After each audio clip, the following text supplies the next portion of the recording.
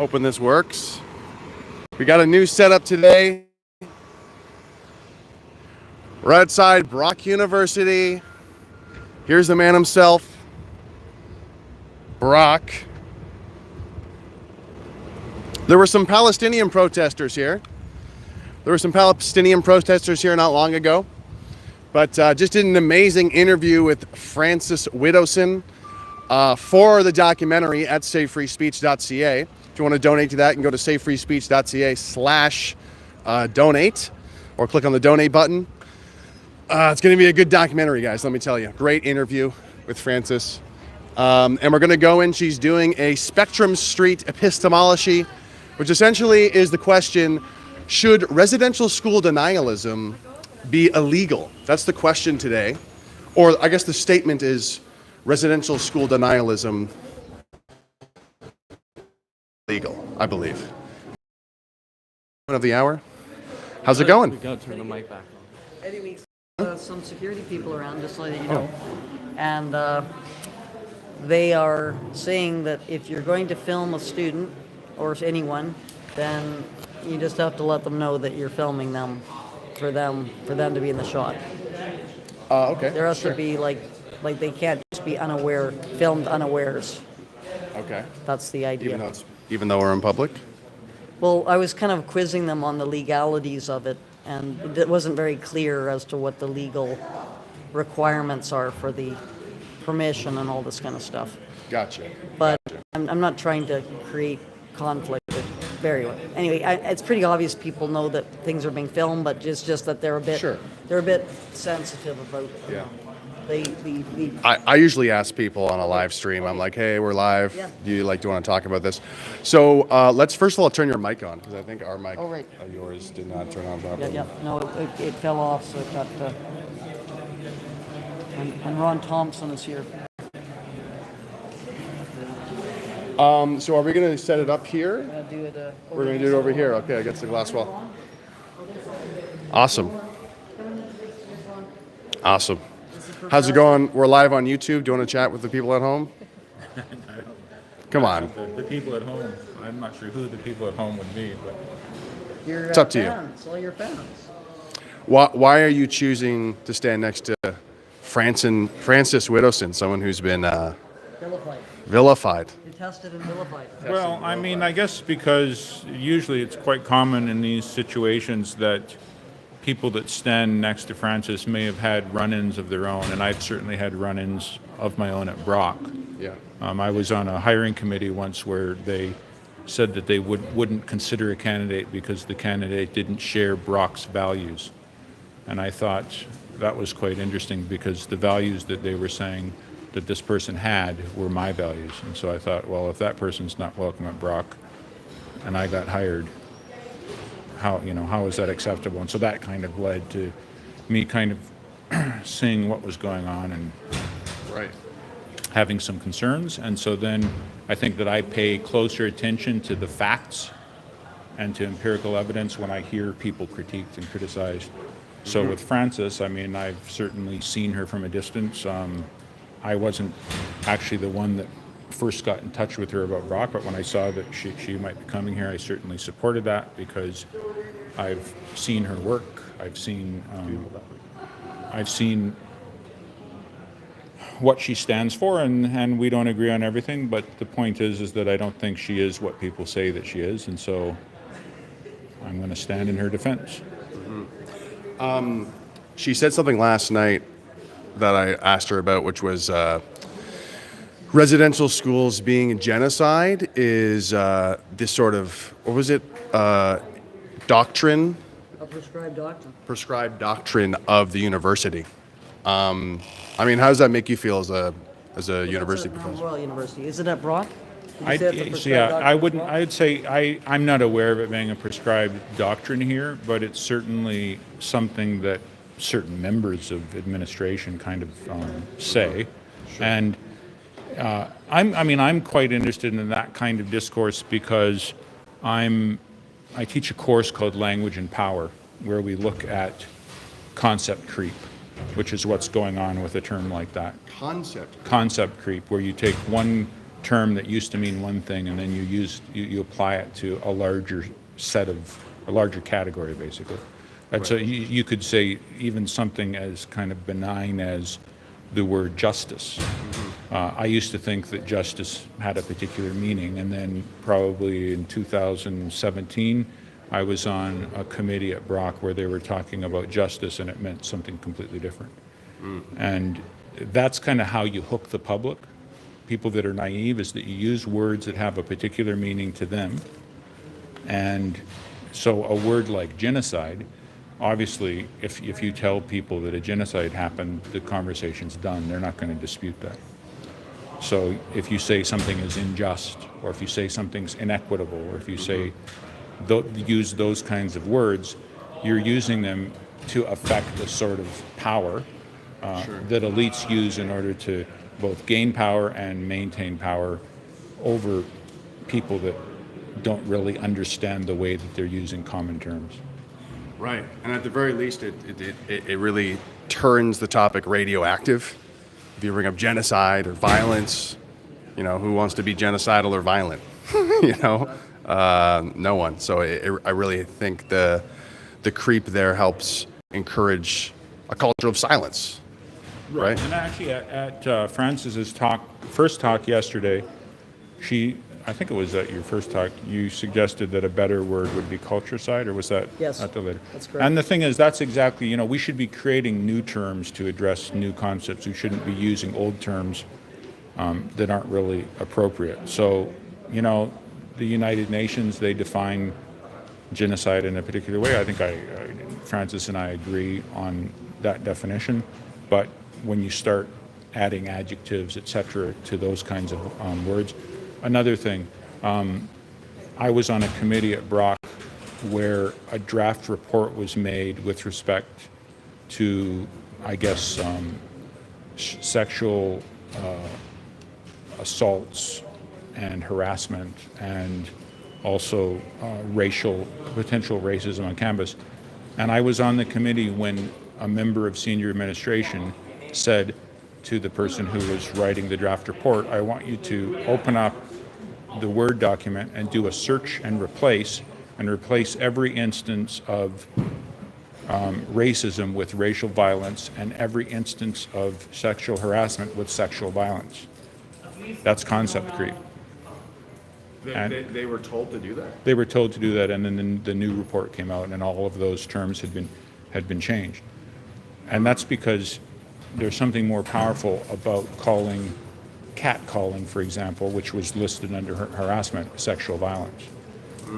And that does nothing for victims of actual sexual assault. I'm sure that they don't enjoy being equated to somebody whistling at somebody, but there's a political reason for that. There's a way in which using language in that way helps people to attain and maintain power. Yeah. That reminds me of something who was I talking to? It was people investigating terrorism, or who were doing research on terrorism, and they were at a certain age, at a certain year, they were looking into foreign terrorism, they were looking into ISIS, they were looking into like Islamic-inspired terrorism, and then they got tipped off by somebody that's like, you should really, if you really want like more funding and more money in the future, you should look into domestic terrorism, because that's going to be like the new thing.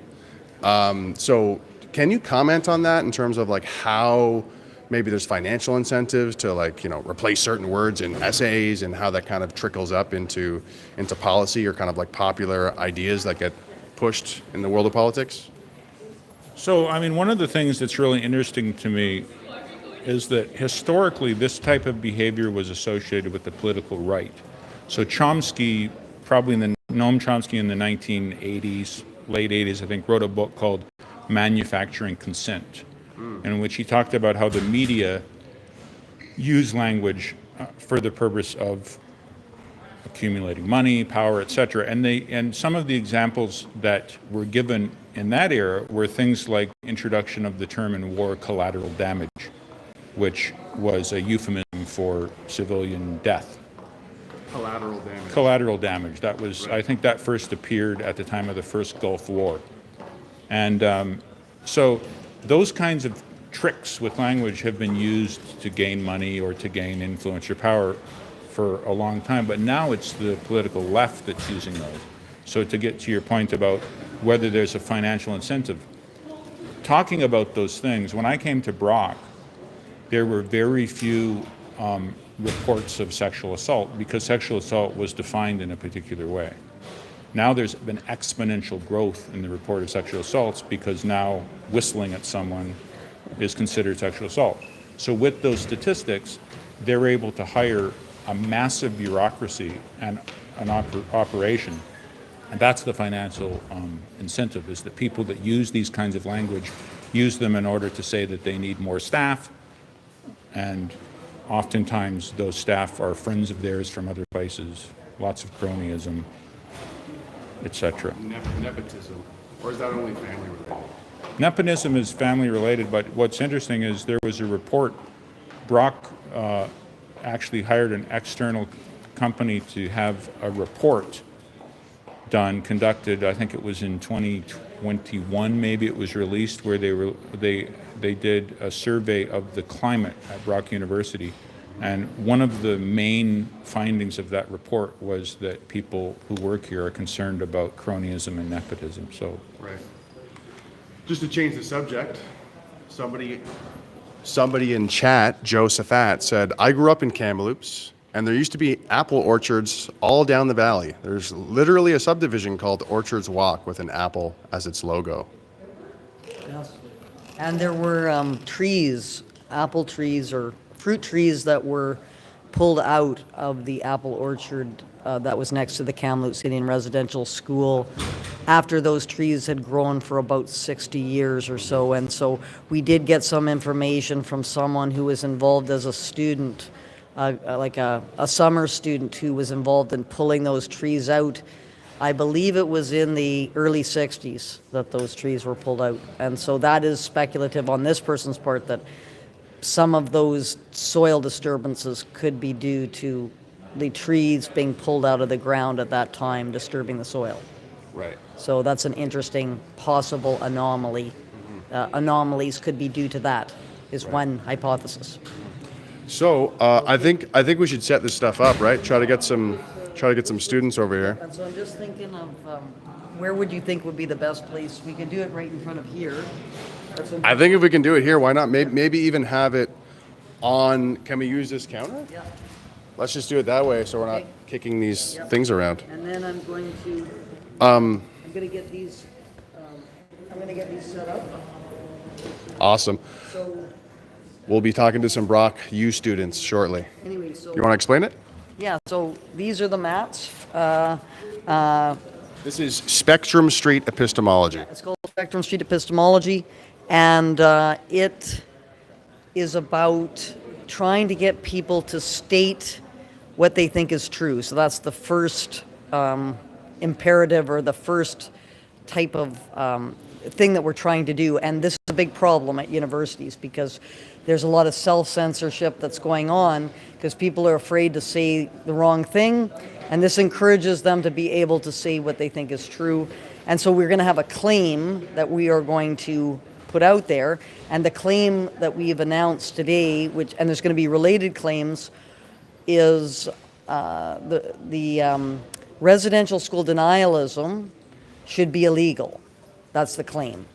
And this is a very important claim right now because there is an event that is being held in Gatineau right now with the special interlocutor, and it was argued just a couple of hours ago in Gatineau that residential school denialism should be illegal. So we want to see what students think about this claim, and they might strongly agree. For example, Sean Uberclown Carlton strongly agrees with residential school denialism being illegal, whereas myself, my own personal opinion would be strongly disagree, because I think nothing could be more ridiculous. So how about we can do a demonstration? If you want to set it up, and then while you're setting it up, I'll chat with you for a second if you don't mind. It's going to be a spicy topic, though. I hope you're ready. I guess we'll see. we were talking about genocide earlier. The term you were talking about concept creep. You know, you attach the word genocide to a topic, and people obviously are more timid to talk about it. There's a lot of Canadians who are afraid to even talk about, you know, politics in general. But there were some Palestinian flags out front. Did you see that demonstration out there? I did see that. And so I'm somebody who is very interested at like the meta of politics, of the conversation around these different conversations. And yeah, if you talk to people on both sides of the Israel-Palestine conflict or the Israel-Arab nation conflict, you will hear people from both sides saying that the other side is genociding them, right? So I guess what do you have an opinion on this topic, or like what do you think is important for Canadians to understand when looking at this very divisive and polarized and topic, when there's genocide on both sides of the equation, or at least accusations of genocide on both sides of the equation? Yeah, so I mean, I obviously would approach this topic very carefully, but I think what I would say is I'm probably unusually nuanced in terms of that particular conflict, and my position would be that there are people on both sides of that debate who probably support and espouse genocide, and most people are just the kind of average citizens that are involved on both sides are pawns in a bigger system. Are pawns in the bigger system. Right. I mean, you might hear certain people take a position on that they haven't thought through. They're just kind of echoing whatever they've been told by people who have something to gain or lose in that particular conflict. So I think that I'm not naive to the fact that there's something bigger going on that involves a geopolitical kind of maneuvering that's happening all over the Middle East. Sure. And that I would say that probably no political actor is innocent. So I wouldn't take a side. I would say that this is kind of dirty, nasty politics. Yeah. But I would say that the average citizen is probably just going along with whatever the current. Yeah, I mean, this is kind of an interesting topic because you brought up the nuance, and I think that's very important, and I feel like it completely lacks with the Israel-Palestine thing. You will get, what always not enrages me, but always I find very interesting is you will get people either all the way one side or all the way the other, and they'll be like, no, there's no nuance here, like that side's evil, period. And they're like, no nuance here, the other side, no, they're the evil side. And it actually is reflected in Canadian politics along party lines as well. There's the Conservative Party that is definitely more pro-Zionist, pro-Israel. The other side is evil. You had, I'm trying to think of a direct example from Pierre Poilievre. Oh, he called Iran just a genocidal regime. And it would be a gift to the world from Israel if Israel bombed Iran. So that's not nuanced really at all. But then people would make the argument when you go to the liberal side, the left-wing side, they kind of have the, Palestinians have done nothing wrong, and they're kind of unanimously, maybe not the party necessarily. Like, for example, Elizabeth May, I'm not sure if that's the case, but there would be a few MPs who would put forward that argument that it's just a resistance, an act of resistance, those kinds of comments about it. Right. But do either of you care to comment on this sort of phenomena of like no nuance playing out in the world of Canadian politics? Well, it's about accumulating power. It's about polling and finding out what your base wants and supports. And I often have friends say to me, well, how come I have an undergraduate degree in political science. And I often have friends say, well, how come you don't go into politics? And the answer is, well, I couldn't go into politics because I'm nuanced. I couldn't toe a party line. I would not be cooperative with any particular side, even though I may lean in one direction and agree on many issues. I don't think that it's healthy in a democracy to have such extremes and polarization, because we need to have debate. But Parliament is not academia, and so I get why it doesn't happen there. Obviously, what brings us here today is that it's also now not happening in academia, and academia is where we should be having the debates that then inform the political system. Sure. So we got Thank you. Peter Boghossian, and James Lindsay as well, the two people who wrote the book, How to Have Impossible Conversations. This is where the method of Spectrum Street epistemology came out. And as you can see, we've got our mats that we've laid out here, and we're going to have a number of claims. I spent my time on the plane as I was coming over to Toronto, thinking a little bit about some of the claims that we can investigate. And the denialism, of course, should be illegal is the main one, but we have things, it brings out the question of what residential school denialism is, and then various forms of speech which should be illegal, those kinds of questions, and then questions surrounding genocide, what the nature of genocide is, and whether genocide denial, is that what we're talking about, is that genocide denial should be illegal, those kinds of claims. Those are just some kind of suggestions in terms of writing out possibilities. But what we want to do is we want to state it. So there's two rules to Spectrum Street epistemology. The first is that you have to pick a mat. You have to pick a mat that you're going to stand on. You can't be straddling the mats. And secondly, when you state a claim, you've got to, before the claim is stated, you stand on neutral. So the neutral is the position, and then you move to whichever position you think represents your view. And then you are asked, why is it that you strongly agree or you disagree with this claim? And then you articulate why that's the case. And then after that, there's two possibilities. One is you can be asked clarifying questions if it's not very clear what you said about something. For example, residential school denialism, what is your definition of residential school denialism? Or you can start over and have a new claim. So you could say residential school denialism is denying that the residential schools were genocidal. You could have another claim like that. And that's how you're trying to get at the reasons for why people came to the level of confidence that they have in a particular claim. Okay. So that's what we're going to do. We'll start with Ron, so we'll get a bit of a sense of how this works, and people can kind of see what happens. We're going to see how confident Ron is in a bunch of different things. Let's go, Ron. So Ron, you're going to be on the neutral. So you always start at neutral. Yes. You always start at neutral, and then you state the claim.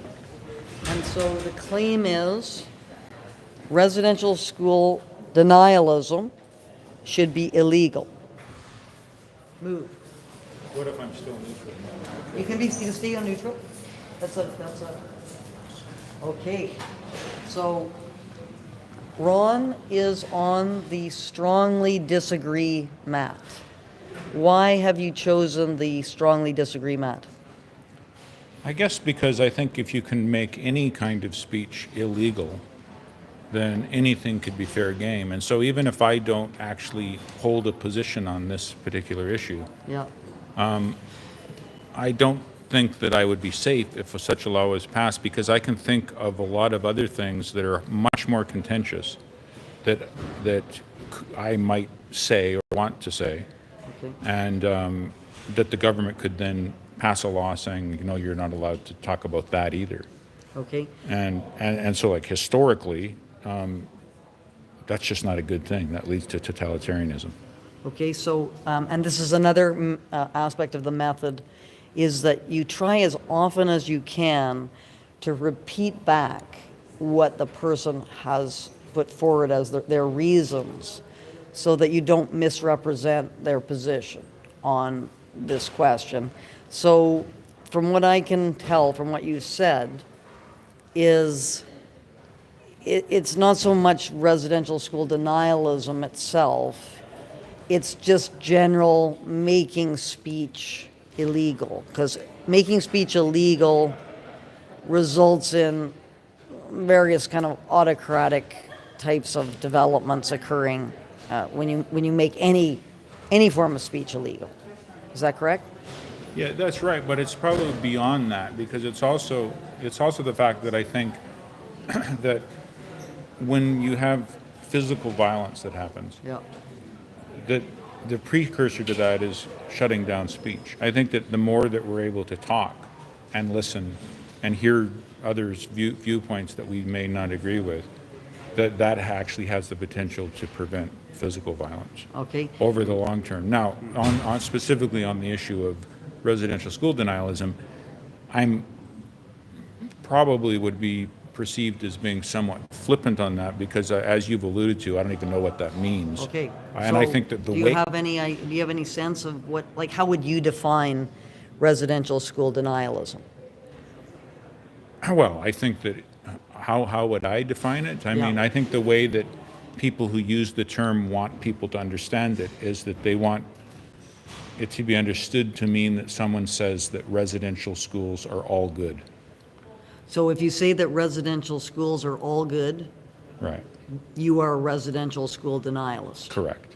Okay. I think that's how I think these things are intended to be understood when someone makes that allegation. Okay, and in your view, if you did say that residential schools are all good, that should not be illegal. That should not be illegal. I mean, I think that such a person, that's unreasonable, an unreasonable position to take.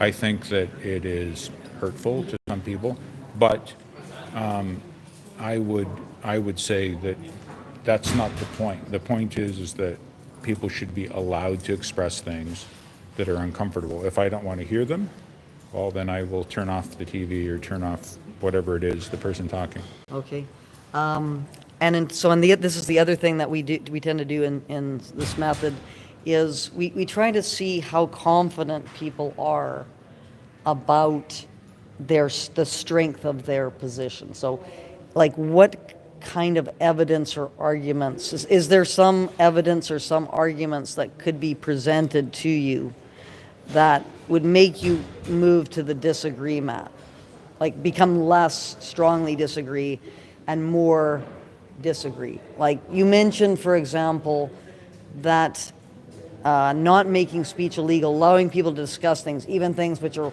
hurtful and upsetting, that it lessens the violence in the society. So what happens if it could be shown to you that saying that residential schools were all good, for example, did not, in fact, created more violence, or created a more violent society?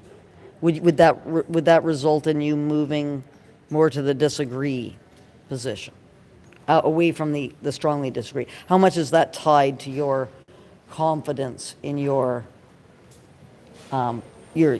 strength of your disagreement? I think if it could be shown, not that it decreases violence, so if it's shown that it doesn't, but if it could be shown that it actually, what I would say, incited violence. Okay. If somebody saying that caused other people, as wacky as they might be, to go out and commit violence, then I probably would move a bit on that issue because, but I think that's a hypothetical Yeah. that seems completely implausible to Okay, me. but let's just do the hypothetical that saying that residential schools were all good, that resulted in some violence breaking out.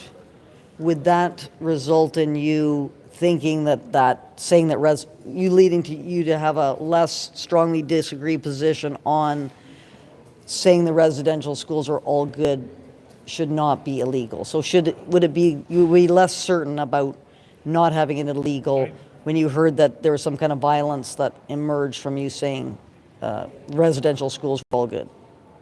If the violence was directed at the person making that claim or people that supported that claim, then I would say that's their decision. But if there were just random acts of violence, I would say that at least in the short term, that in order to keep the peace, so to speak, that not that it would be outright prohibited, but that in a particular environment, if it could be shown that there was violence that was happening as a result, then I would say that there could be a temporary ban of some sort put on that speech. Okay.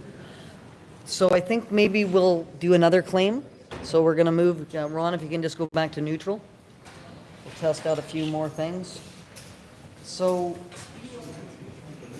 we heard a lot we've heard a lot on social media and all these kinds of things about genocide denial, hate speech, these kinds of claims. We could have a claim about genocide denial. So this idea of genocide denial is hate speech. That's the claim. What's your position on the claim of genocide denial is hate speech?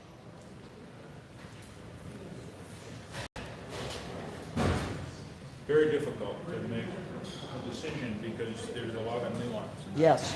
So what we try to do a little bit is get at that nuance a little bit. So I guess the first question is, what is your definition of genocide? My definition of genocide would probably be, I think you gave the United Nations definition. I would agree with that it has to do with trying to eliminate a particular ethnic group. And is it physical elimination? Like, is it Is it killing? Does it have to involve killing? Genocide? I would say that's the historically understood use of the term. So generally, the intentional killing Right. of probably some kind of ethnic group, some kind of identifiable group of So people. it'd be unambiguous, something like the Holocaust, something like what happened in Rwanda, I would consider those to be Okay. genocide. Okay. And you're on the disagree, Matt. You're not on the strongly disagree, Matt. So what would make you move? Like, why is it that you're not on the strongly disagree, Matt? I guess it has something to do with how you define hate speech. Okay. So how do you define hate speech? Now that I'm thinking about it, I suppose hate speech, I would define it as inciting some kind of violence against a particular group. Okay. So your definition of hate speech is the incitement of violence. And if... Not just violence, maybe even harassment. Okay. But again, how do you define harassment? But targeting individuals on the basis of a group. Okay. Targeting individuals on the basis of their membership in a group. And so it seems to me that you're not like in sort of complete alignment with the idea that genocide denial involves completely, like, it's not the most extreme kind of position on the targeting. So I guess there's some, again, it's nuanced because it would depend on the specific example. And if you gave me a specific example, then I might say I strongly agree that okay. should be disallowed, but I would need a specific example. Okay, so the claim that we're investigating is that genocide denial is hate speech. And hate speech is defined as in targeting of an individual, and it seems that you don't think that, you think that it's not quite sort of a targeting, but it's a little bit of a targeting of a group to say you're denying that genocide has occurred? And why is it that that's kind of targeting? Like, isn't it just a semantical kind of type of argument? Maybe they're two separate things, because you could have a genocide denier who denies that genocide happened in Rwanda. You could have someone like exactly. that. And in Armenia, I believe the Armenian case, like, there's a bit of polarization on that issue. I'm not very familiar with the Armenian case myself. As well, there's other kinds of cases, like I think someone did say that China was guilty of genocide. Also Gaza, like genocide is happening in Gaza. So there's whether genocide has actually occurred in that context. Yes. But then there's the question of, if you do deny that that has happened, is that, like, some people would just say you're just kind of disputing the application of that term to that particular. I guess what I don't understand is, okay, if I say that you and I agree on what genocide is, okay, so we agree on what it is, and you say it happened in such and such a situation, and I say no, it didn't happen there. Then that kind of denial, I think, is a bit more ambiguous, because I'm saying I don't trust the reports that are making these sorts of Okay. allegations. If someone's being unreasonable, Okay. Okay, I'm going to put you on the spot Okay. here, Ron. I want you to go to neutral because I got the best claim with respect to this issue. Holocaust denial should be illegal.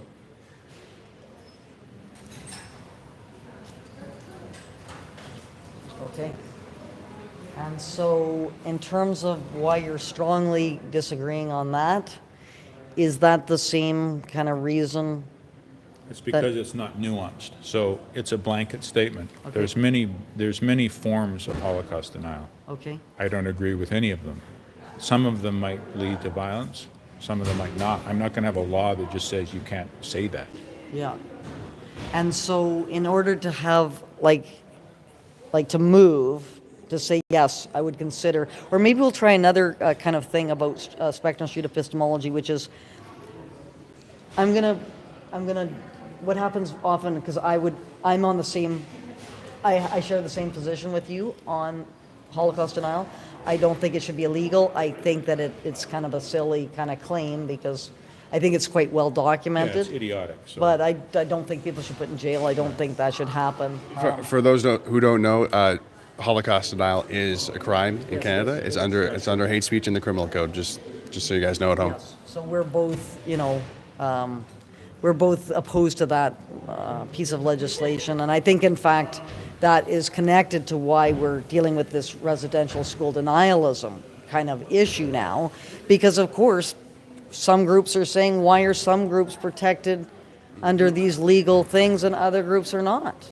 If you're going to go for one group, why not have the other group? Now, that's whether they're comparable or not is another matter, which we can get into. But what happens because what we like to have with spectrum street epistemology is ideally to have someone who would stand on the strongly agree position.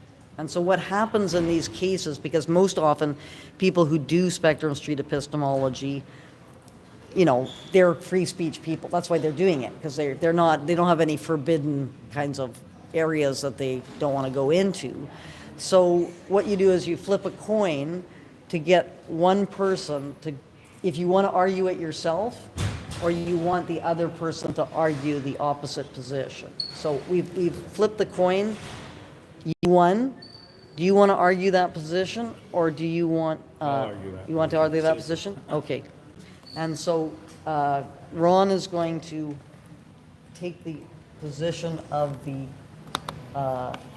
Holocaust denial should be, you strongly agree that Holocaust denial should be illegal. And what do you think is the best reason that would be given for saying that the Holocaust denial should be illegal? It hurts people's feelings. It hurts people's feelings. Yes. And so in terms of how people are thinking about this, do you think that all things that hurt people's feelings should be illegal? Well, I think that there are some experiences that people have that are more traumatic than other experiences. And so if someone, for example, were to have a relative who died in the Holocaust, yes, then those people would experience a kind of trauma that I wouldn't experience because I don't have relatives that died in the Holocaust. Yes.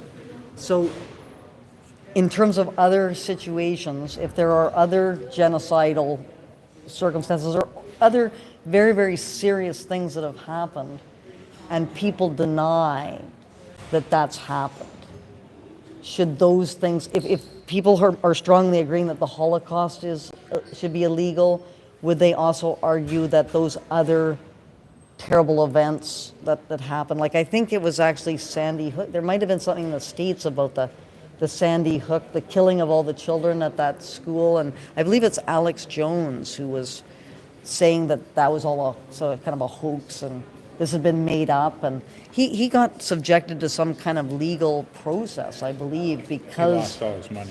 Yeah, because it was seen as being such a significant falsehood, and it was so upsetting to the people that therefore he should suffer some kind of state-sanctioned penalty. So do you think that people who are beyond the strongly agree position with respect to the Holocaust being illegal, they would also argue that a whole bunch of other kind of very upsetting, horrible things that people were denying should also be illegal? They should be illegal because they cause trauma. If someone had significant trauma as well, they also might be considered illegal if the person who's denying it might be connected to who the person was, might be a degree. So if the person who's denying it is in a position of authority, like Alex Jones was, if he's influencing a lot of other people to believe something that's patently false, then that kind of behavior could lead to people not taking it seriously. And if they don't take it seriously, there's a risk that it could happen again.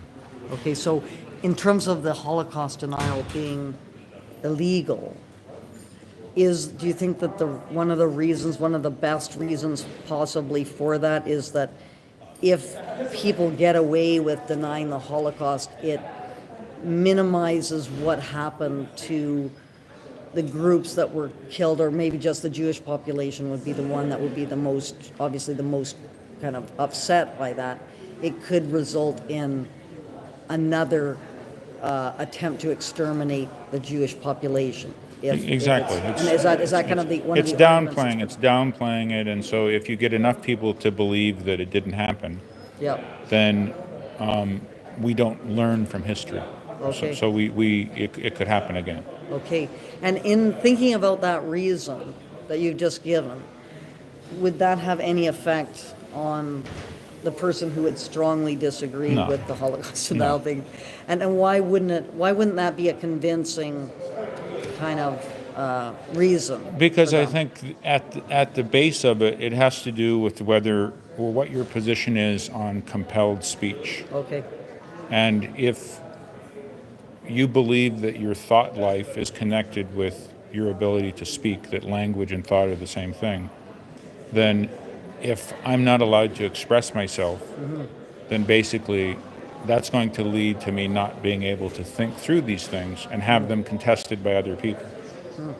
And so there's no possibility that I'm going to change my mind. And that's actually one of the reasons why I strongly disagree, is that I think the best way to change someone's mind is to have a conversation. Yes. And not to make it illegal. Not to make it illegal, because what that does is it drives it underground. Okay. And then you start getting people acting kind of covertly, guerrilla tactics. Okay, so we want to do another claim, and this feeds into the residential school denialism. Actually, so go to neutral. Because I think this was a major thing we heard at Kimberly Murray's special interlocutor shindig that was happening in the Gatineau. Making residential school denialism illegal will reduce the amount of residential school denialism. Move.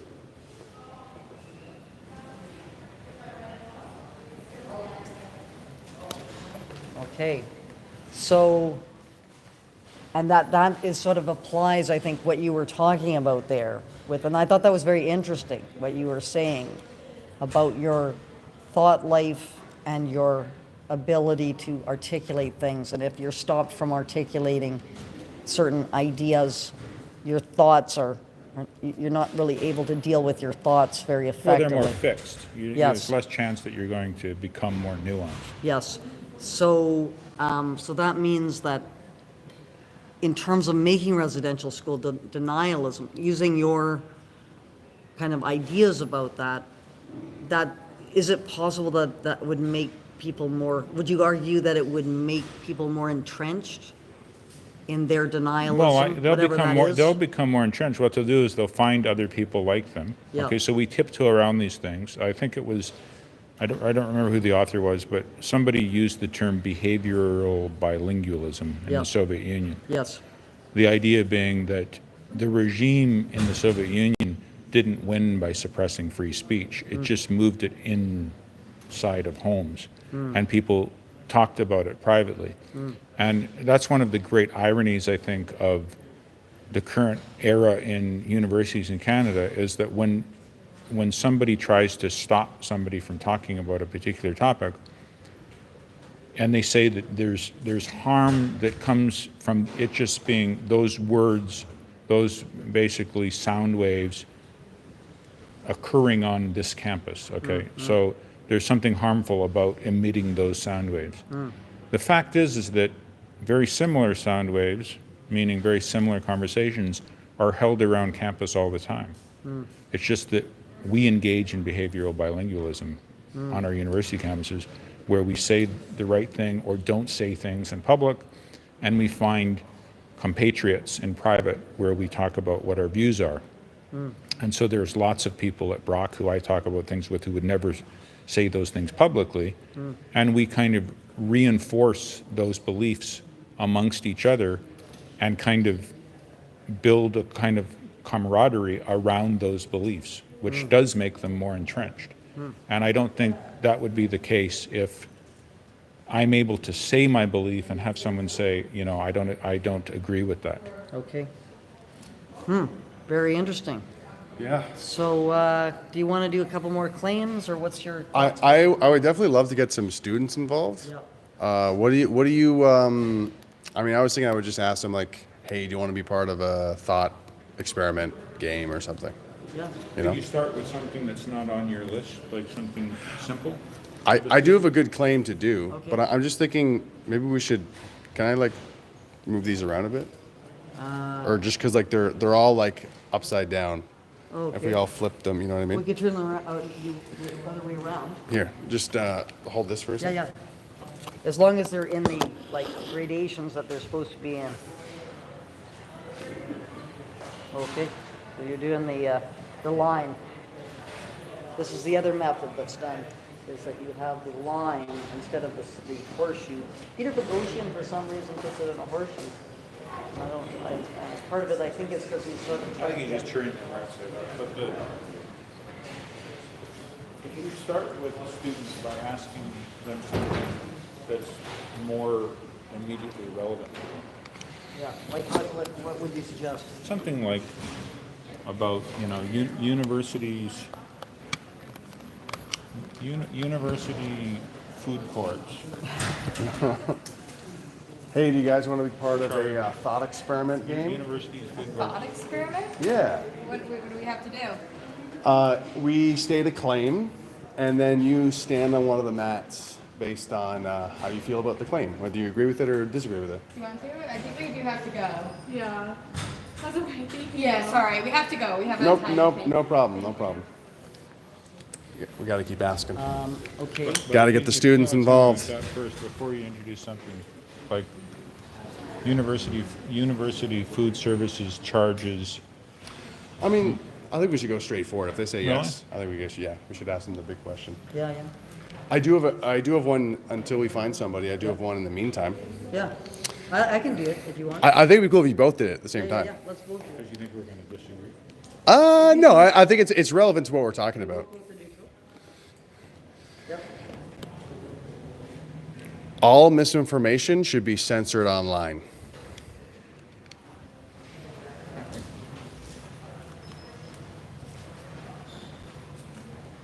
Both strongly disagree. Okay, so now we do the thing. We have a coin toss. Which one do you want to? I can do the other side. I'll do the front. Oh, you'll do the hypothetical? Okay. And so now I'm going to think of the best reason. So let's start, you guys both went here first. So let's start with the strongly Yeah, sure. disagree. So let's hear your, why do you strongly disagree that all misinformation should be censored online? Well, who gets to adjudicate what constitutes misinformation? I mean, that's the bottom line, is who gets to adjudicate that. Right.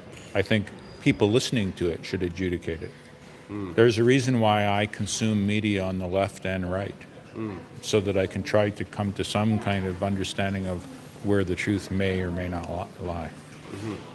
So Are you hearing this? Okay, so yeah, well that's part of it. And then I would. Let's bring you two together. Okay, so what I do now is I pick up my strongly agree map here, so that I'm not so far away from. But in terms of Ron's answer with the spectrum sheet epistemology, like one thing that could be asked is, like, let's say there could be a like Authority.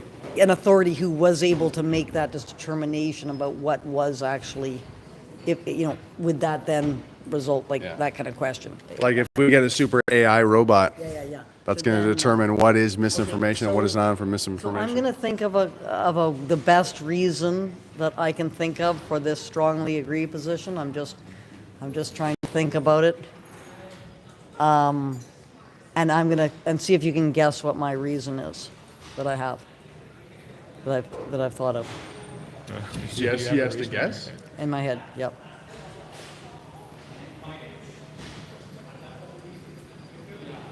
Misinformation will cause people to believe things that are untrue. No, that's not it. What I think the best reason is. For banning misinformation. Yeah.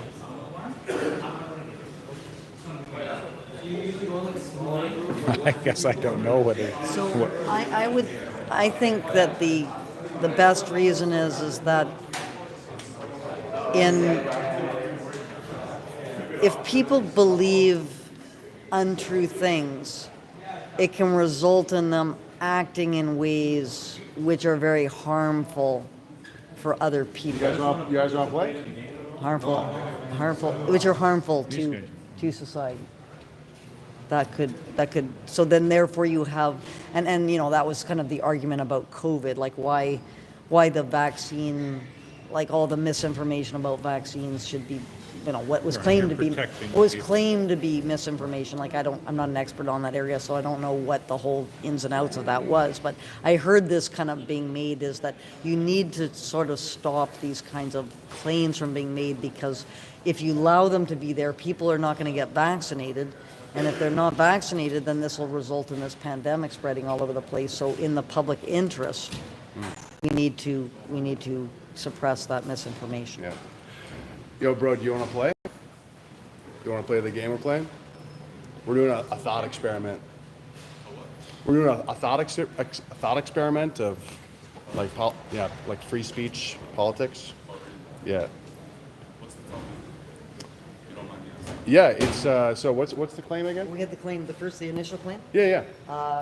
Residential school denialism should be illegal.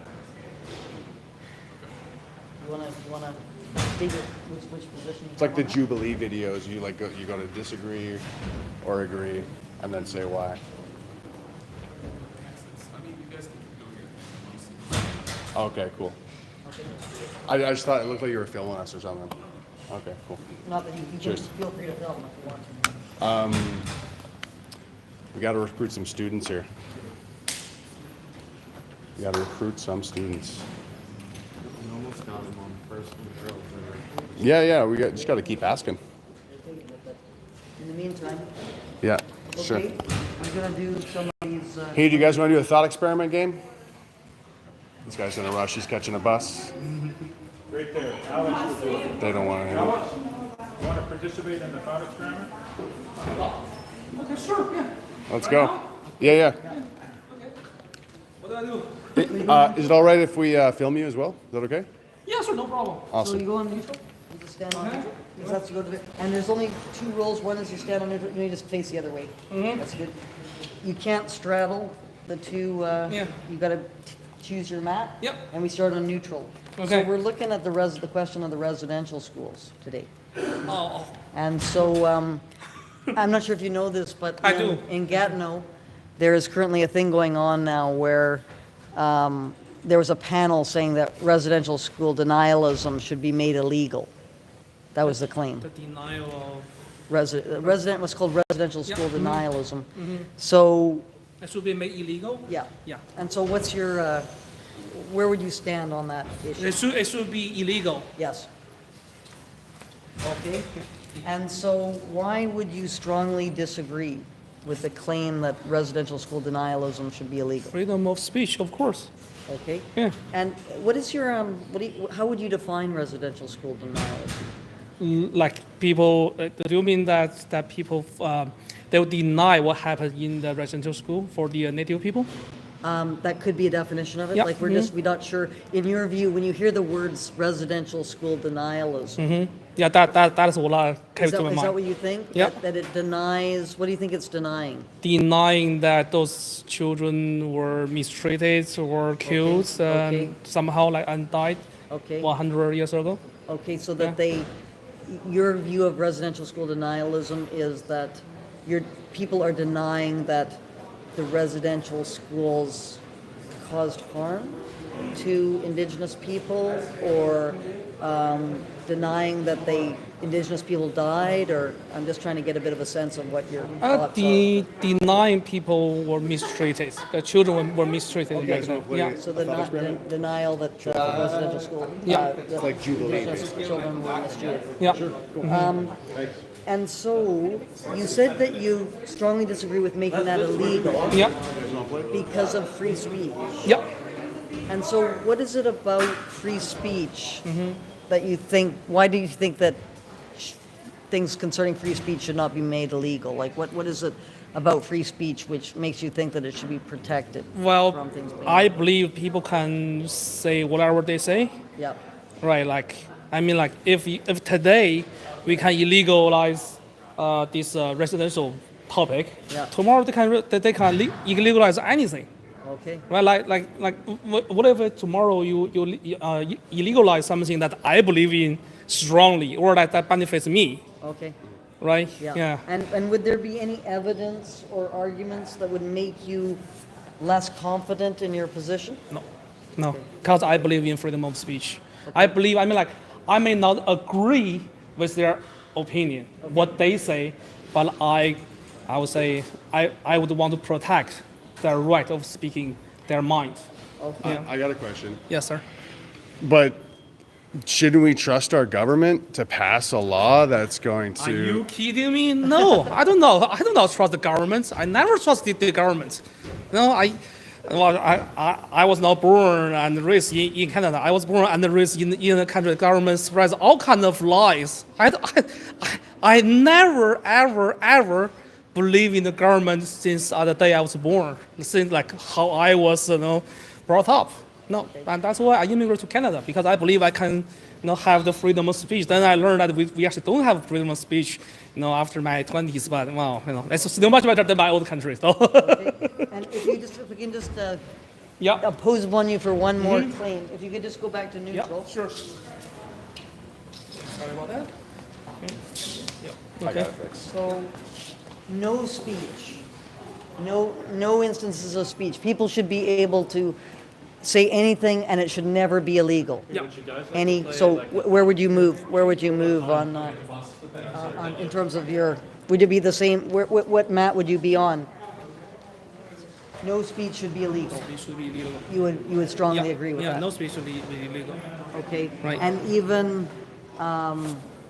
saying absolutely horrible things Yeah. about various groups, Yeah. even something like that. Yeah, I mean, like for the university, Yeah. if like we are against Nazis, Yeah. so if I spread like my opinions about Nazis, like fascism, Yeah. the school can help me leave the campus because this is a private property, belongs to the university, right? But outside, I can say whatever I want to say, as long as I'm not hurting anyone or acting Okay. on that, right? Like I said, I don't like you, but that's my opinion. Yeah. But as long as I'm not hurting you, right? That's what I believe in. Because I mean, like, I don't. It's like you doesn't have to like, you don't have to like me either, Yes. right? Yeah. I got a good one for you. Can we do a neutral one? Sure. Can you go back to neutral? I got one for you. So the claim is Canada is a free country. Yeah. So strongly agree. So you need to move to Yeah. that. Canada is a free country. Okay, you slightly disagree. Yeah. You said something about when you were in your 20s, you realized it wasn't as free. So why do you slightly disagree that Canada Well, is? because we do not have all of those like rights like compared to the states, right? So, like in Canada, there are still things you can't really say, right? There are opinions you can't really profess. If you do, you got cancelled, right? So I mean, like I can't say certain things, and then that is actually preventing me from doing this interview. Because if you give this interview out, I might get cancelled. I might not even get graduated here. How am I going to go through my life? Yeah. Right. So, but I don't believe a country or society should be like that. No one should be prosecuted by their opinion, even though like you believe their opinion is wrong.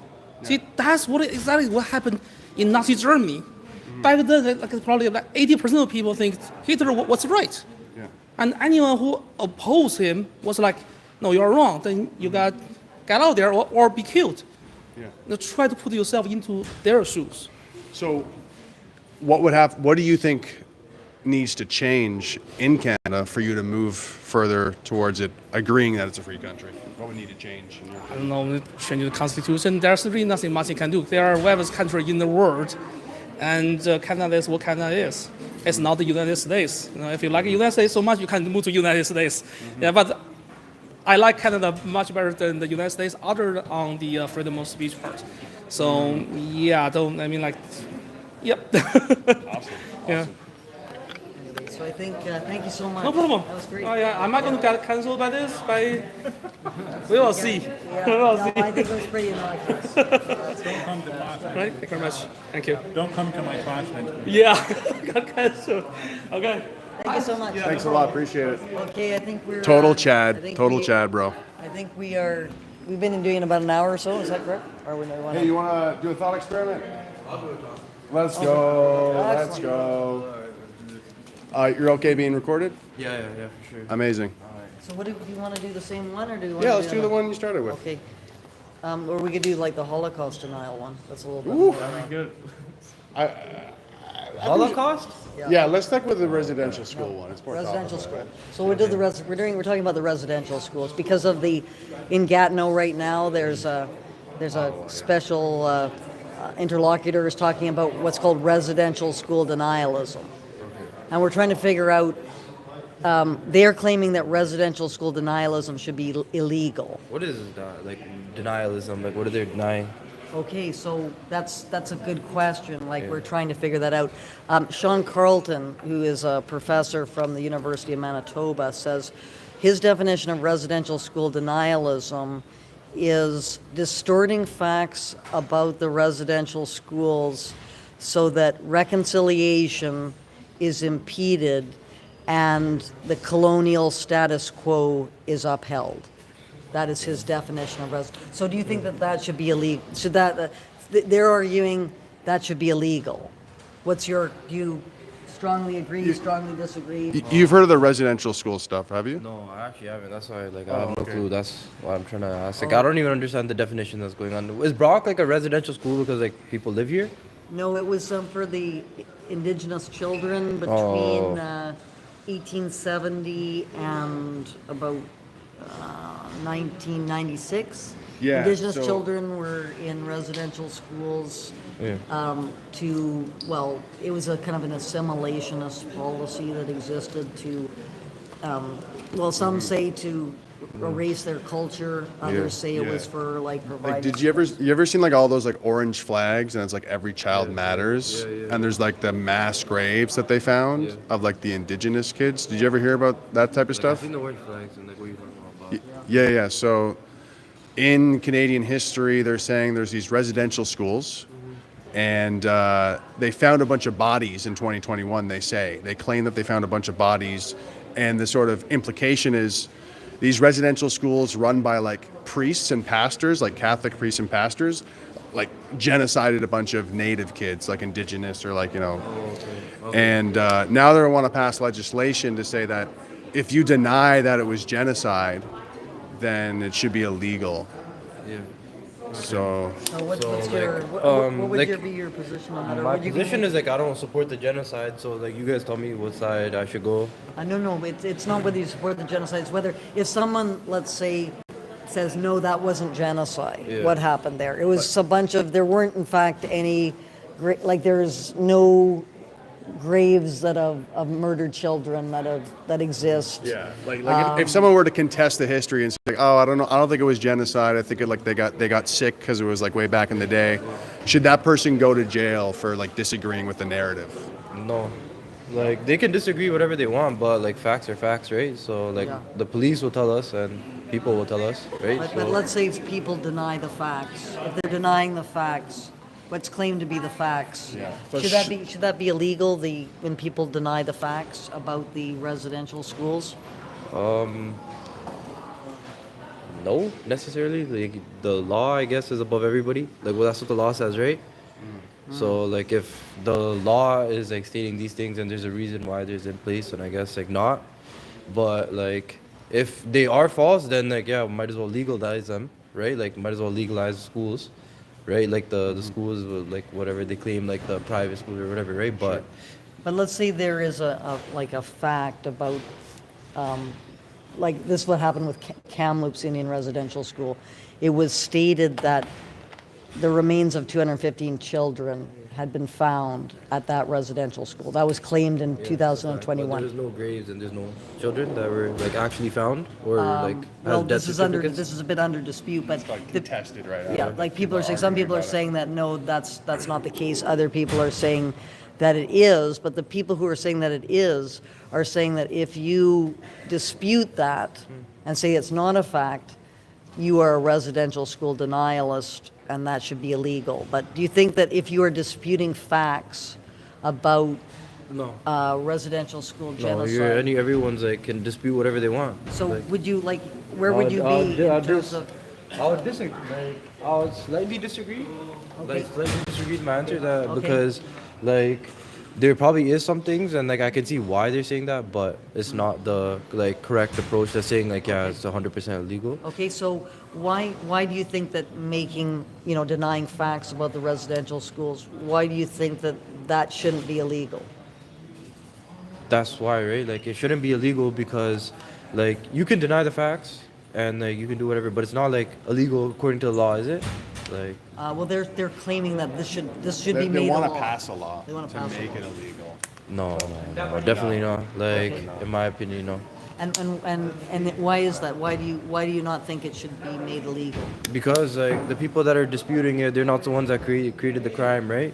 So like they're not the ones that actually did the killings, or if they're like the so-called killings or the killings, right? We don't know, or we do know, which is like a fact, but like again, they're disputing the fact, right? Yeah. So therefore, that's why like I think I would like strongly or slightly disagree. Okay. Mm-hmm. So Like they didn't do the wrongdoing, right? So like the people that are disputing it, like say if I want to dispute it, right? It's Yeah. not like I just found out about it right now today, like the whole Yeah. entire cause, right, from you guys. And Yeah. say if I want to like dispute it, doesn't mean that I did anything wrong, and I shouldn't go to jail for it, Yeah. and I shouldn't be charged for that fact. but you would claim that disputing these facts is not really doing something that's a criminal activity. No. No. Is that your position? That Yeah, it's not a criminal activity. if you but- actually were the one who was engaged in Yeah, 100%. in Like if killing, it that comes would to be a fact, if crime, there's like a obviously. video evidence of like I don't know, well, there probably wasn't video back then, but like I don't know, some Like, type let's of say there like was. evidence Let's say there was video evidence of of someone the, killing a kid. Yep. then I would No, definitely. but then people who would see that would say, no, that was a fake video, and no, that didn't happen. Yeah, but like there's like Would to a that, certain like, point, doing that right? would Like be- that's for the court, right? Like there's court cases going on all the time about this. Like sometimes you can use video evidence saying that like yeah, you can see that the video this person killed this person, Yeah. person A killed person B, but there's sometimes where the court doesn't allow Yeah. some of these videos to enter for a certain reason, right? Yeah. So But that would let's be just for say them to agree. This is just kind of Hypothetical, yeah, hypothetically. Like, you could say We anything's have a fake, lot though. of really good. So hypothetically, we have a lot of really good evidence that 215, the remains of 215 children exist at the Kamloops Indian Residential School. There's someone who's denying, even though there is really good evidence, Yeah. there's denial of that happening. And should that be illegal? That the fact that they deny that really good evidence. Like that people died. Like They, it that should, they have, like, there's evidence that these children died and were buried in the Kamloops apple orchard. This person is saying, I dispute those it's kinds of illegal. claims. Like, I mean, no, it shouldn't be illegal. Like I understand that, like yes, like there is facts. Like I'm on the whole side of like yes, like you know it's wrong, Yeah. right? But like, there's so many different type of people in the world, right? Like, Yeah. you can't like, there's people that are gonna vote for Donald Trump. There's people gonna vote for Kamala Harris. Everyone's like entitled to their own opinion. So like, therefore, you can't just like say it's some like for some person to like dispute something, it's illegal. So, right? if I'm understanding you correctly, you're sort of making the argument that disputing facts isn't really a matter that should be made illegal. I agree. In Canada. Yeah. Because I wanna there's do all a- sorts of different Yeah, things. there's just sorts, bunch of evidence, bunch of like things. That's what like, you know, there's a judge and there's a jury for it to like, you know, come to a conclusion. And Alright. that's like Well, what I agree with. Thank you very much for yeah. doing it. I want to do a pop culture one real quick. Yeah. Are you familiar with the Drake Kendrick beef? Yeah. So you strongly agree or disagree? The claim is Drake won the beef between Kendrick Lamar and Drake. Yeah, I think Drake wins. You think he won? Yeah, I think he won. Yeah, like whatever. So Yeah, strongly- Drake. strongly I agree? strongly agree over here.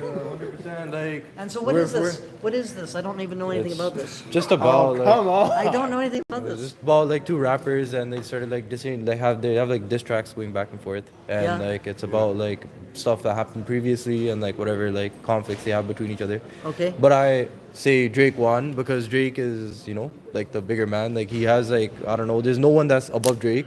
And maybe, you know, Kendrick had one good song, but that's like that was the one, you know, like it blew up, but like it didn't say anything in it. And like if you listen to Drake's like words that he says in other songs, like he's actually saying real stuff and not that he's just like So what is the certified one is pedophile. saying that they've got better songs than the other person? Is that what's that's being done? No, Well, it's a lot more of personal, there's a yeah. lot of lore. There's a lot of background. Okay. It's a lot to break down. Okay. But it's Because we don't know if Drake has a daughter, right? That was like a thing that hinges upon the whole thing. Like, that was the thing with his son too, right? No one knew he had a son for a while. Yeah. So then, like when his son came out, like maybe he does have a daughter. Maybe we should ask. Do you have time for another one? Yeah, I One guess. more. Maybe we should do the Holocaust one. Oh yeah, Holocaust. So should denying. So the claim is. So go to neutral. Denying the Holocaust should be illegal. Like that one, like okay, like see, there's people that are actually out here like that are denying it, right? So like, are they in jail? No. So like again, like slightly disagree. I agree that like you know you shouldn't. But should you be put in Like- jail if you deny the Holocaust? No, like people joke about How, it. People like, like. how long? Where would you be on the agreement? or disagreement? Like I'd slightly or I'd disagree. Like I'm in the middle of both of them. Okay. Because like people joke about it. People like have like you know like I'm not saying that's correct, but like that's just like the society we live in, right? It's Yeah. like joking about things that are messed up is like in trend. So like people joke about it, right? Like they don't deserve to be locked up for that. And people also like have like what they want to say about it, and people believe in cultures that are on one-sided or biased, so they also have their history, right? And so like no, Is they there don't anything? deserve. Is there any arguments or evidence that would make you move to a less disagreeable position? Like you'd agree more that the Holocaust should be illegal? Is there anything that could be presented to you? Any argument that could be presented or evidence that No, would I make just you I move? just don't agree with the simple fact that like just having an opinion, you should be something should be illegal if you like dispute it. Like there's forever until life is like done. Like people are gonna dispute it until like the world is over, right? Like because some person out of like 100 or 1,000 people, 10 people will disagree. Okay. So that's just how it is. So I don't believe for having an opinion, it should be illegal. But I don't obviously like support what happened, right? Like you know what I mean? Like I'm not standing on that side. I'm Well, just those are saying, different issues. yeah. People should be able to talk shit, right? Yeah, like basically, yeah, like dude, and you never be able to stop it, right? There's Twitter, there's all these platforms that you can just say whatever you want. So Well, you can't deny the just Holocaust. yeah. Denying the Holocaust is illegal. Illegal? Yes, it is. Okay. Just so you know. Then- It became a thing in 2022 in Canada. So, but But still, you can have an opinion that you don't think it should be illegal, even if it is illegal. there's also another bill coming up You just can't that's deny it. would be You the can't- end of you free can't speech in deny Canada. it. But Well, it's illegal to deny it, and you could be in legal trouble. But we can talk about whether it should be illegal or not. That's fine. appreciate your time though. All right, Thanks thank a you lot. guys. Thank you very much. Take care. Thanks a Great lot. meeting you. Appreciate it. What happened there? I can't even see it on camera now. Anyway, guys, I think we have had some interesting conversations with different students. I think Ron, the It's the residential. Yeah. Yep. Yeah. So it is the claim we're doing spectrum student epistemology. So we're trying to figure out what people believe and why they believe what they do believe. So the claim we've been kind of exploring with people because of what's happening in Gatineau, which is the special interlocutor. There's a panel which it was claimed that the residential school denialism should be illegal. Did you want to do some? I can, sure. Okay, and it's going to be Are filmed? you comfortable being filmed? Okay. Okay, cool. Awesome. So, and what we do is we start on neutral, and then you can't straddle the map. You've got to pick your match in terms of what. Okay, so the claim is residential school denialism should be illegal. Fantastic, because we haven't had very many people who've taken that position yet, so we want to find out about this. Okay, so why do you think, why is it that you're on the agree mat? I About that. believe that it is a form of hate speech to deny that these terrible things happened. It's like how in Germany denying that the Holocaust happened is illegal, and same with Australia, it's also illegal. But I'm not on strongly agree because I do also acknowledge that freedom of speech is a thing. Okay. But Okay. I'm not a lawyer and not in politics, so I can't Okay. really give a proper solution to anything. Okay, so would you argue then that, are you arguing, just to make sure, because I don't want to misunderstand what your position is, is it your position that residential school denying that the abuse and all the things, the terrible things that happened, that's a form of hate speech? Yes. That's your position? Yes. Okay, and why is it that you think that's hate speech? Because it actively harms the people. If you deny it, then it's getting rid of their whole history that happened there. It's denying that these, like I said, terrible things happened, that they were harmed. If you deny a bunch of people died this way, it's ignoring the whole part that happened to them. Okay, and that is, you consider hate speech to be when people deny harms that have happened to it's more people? Is that what you sort of see? Well, that's a part of it. Okay, and what other things do you think are Actively wishing harm on somebody is another form of hate speech. Like hate Okay. speech is this huge definition. Okay, but do you think that when people deny the harm that was done, that is itself Yes. like has this terrible harm that is caused, and generally if you did that with respect to anyone, if you had this, you were causing this harm, you would consider that to be hate speech? Yes. I did actually read up a bit on the thing. So in private, it says it's okay to do. And that I acknowledge, like, we shouldn't be dictating one-on-one conversations. Okay, But in public, like, if you're out doing a speech or something, or, like, you're this big influential person on the press or something, you shouldn't really be denying these things happen, because they did. okay. And so are you familiar with the Kamloops Indian residential school case? What happened in 2021? The Graves thing? Yes. I'm not too familiar with Okay. it, mostly because it happened, like, I haven't read up the news recently on it. So in 2021, it was claimed that the remains of 215 children had been found in the apple orchard at Kamloops. In 2024, it was claimed that there were anomalies on the GPR that were probable remains of children.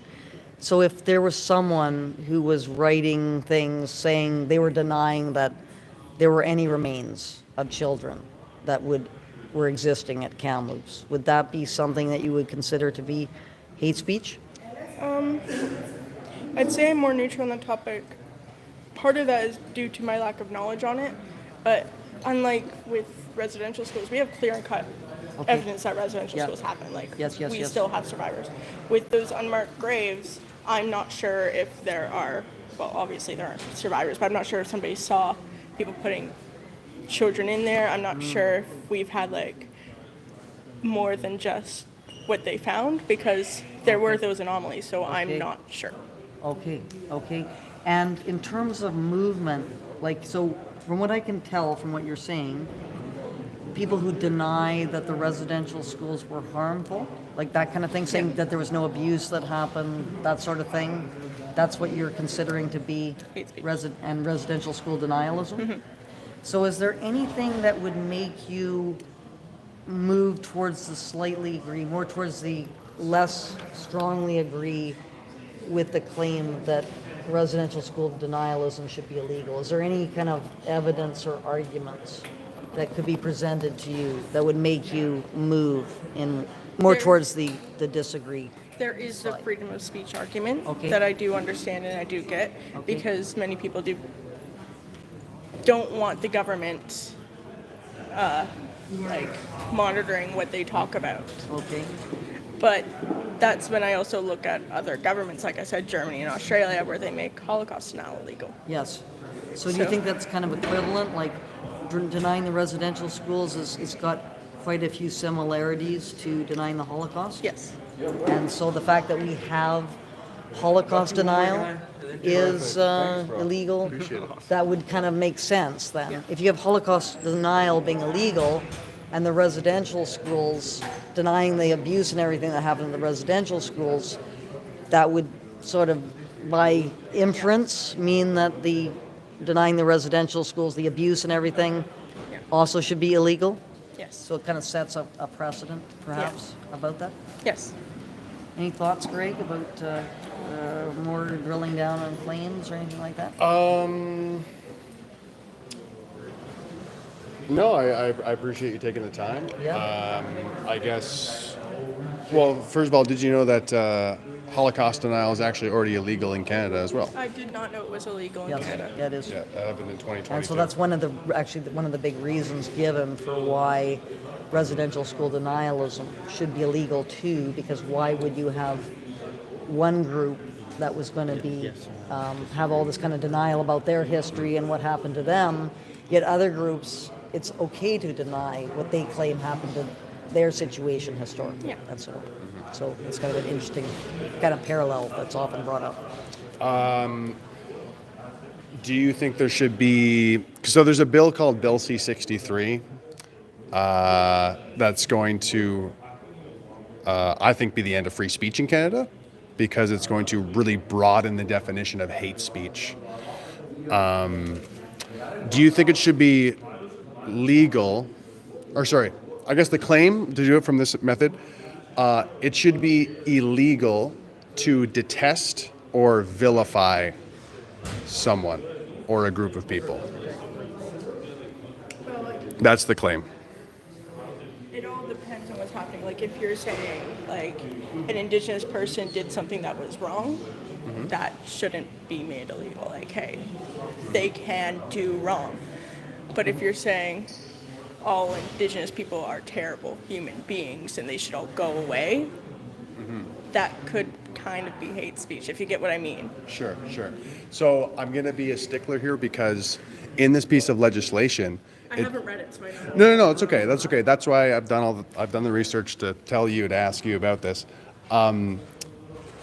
That's why I'm specifically asking detestation and vilification, which could mean a number of things, but that's why the question is, do you think detesting or vilifying a person or a group of people should be illegal?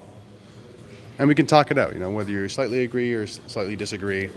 Based on their protected characteristics. Yes. Right. Because you're detested and vilified all the time. And that's okay. Because they're detesting and vilifying Well, you let's let because of- I want to hear what you have to say about that.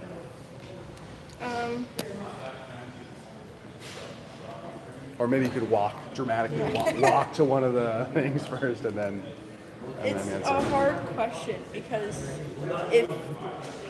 that's when it gets icky. Because if you're saying black people did something wrong, what if somebody takes that as you saying all black people did something wrong and then you get arrested? Because that could be a problem that happens.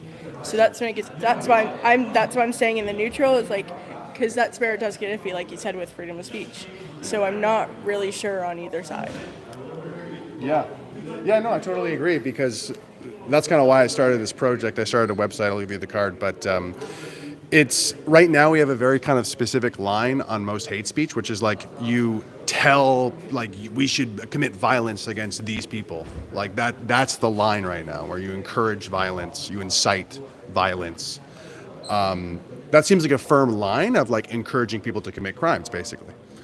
But once it gets into the area, even if it's detest and vilify, like, we don't want people to detest and vilify one another, but it's like you were kind of saying, it opens it up to, well, if I said that person did something bad, am I vilifying them? Maybe, kind of. I think it would need to be like a stronger definition of what it means. Yeah. Well, and they wrote a whole bunch of legislation on this, and they try to do that, but at the end of the day, it's still, in my opinion, it's blurring that line between what is criminal behavior and what is just speech, where maybe I'm hating on someone a little bit because they did something bad.